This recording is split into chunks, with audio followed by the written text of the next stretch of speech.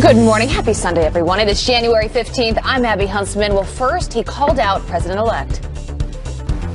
I don't see this president-elect as a legitimate president. Now the left is in an uproar after Mr. Trump fired back at Congressman John Lewis. So is the civil rights icon now immune to criticism?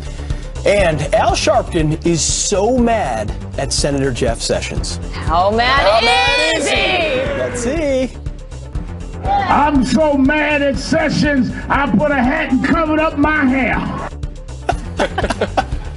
Yes. And he's not the only one who can't get over the election. Protests breaking out across the country this weekend. We are all so mad. I'll debate one of those protesters straight ahead. Ooh. You are correct, sir. And another singer drops out of the Trump's inauguration after she was shamed by the liberal media.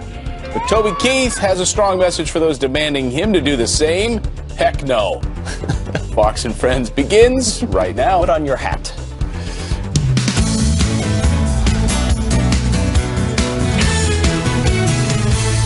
That's what I love about Sunday. Sing along as the choir sways. I thought that was a really strong, that might have been one of our best cold opens we've ever done. Think so? I love it when it tops a lift. I love it when we do it and then we immediately critique it and deem it the best. Right. Love that. Well, it's a high bar to set. It's 6 a.m., so we can only go up from here, right? So 4 hours to go. 4 hours to climb. Or down if we really nailed it. That's right.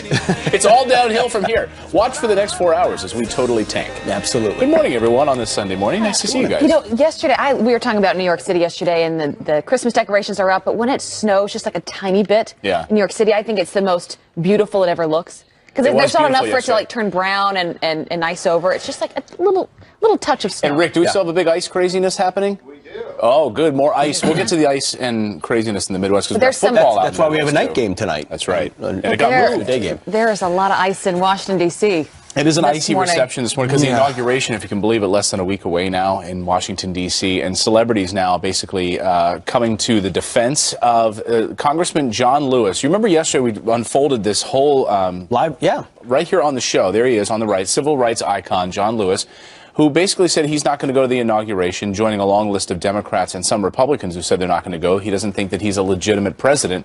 Well, now there's a lot of people, even Republicans and Democrats, jumping to support Well, first of all, to remind everybody, during the show, Donald Trump tweeted yesterday, 2 tweets that were connected, responding to John Lewis. And Trump said this: Congressman John Lewis should spend more time on fixing and helping his district, which is in horrible shape and falling apart, not to mention crime infested, rather than falsely complaining about the election results. All talk, talk, talk. No action or results. Sad. So that tweet spurred 24 hours of reaction from It's still coming in. Democrats, Republicans, even this morning, people saying it was out of line. Yeah, I mean, the list goes on and on. You just look at some of these tweets. This is from Nancy Pelosi. She says, ahead of MLK Day 2017, let us remember that many have tried to silence Representative John Lewis over the years. All have failed. Some people think Cory Booker is going to be running for president in 2020. He had this to say.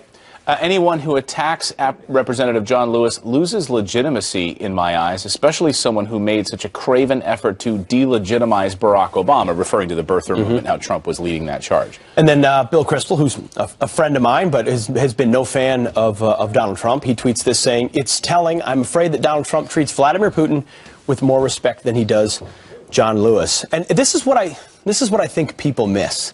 Listen, no one's saying that John Lewis isn't a hero. He was beaten by state troopers during Bloody Sunday in a march from Selma to Montgomery. Like, everyone holds him up for what he's done. But because you did that 50 years ago doesn't mean you're immune from criticism forever. It's like me saying I served in Iraq 10 years ago, so you can't criticize me right now. I don't think in that tweet that Donald Trump Of course he's not referring to that. He wasn't referring to anything he's done as it relates to civil rights.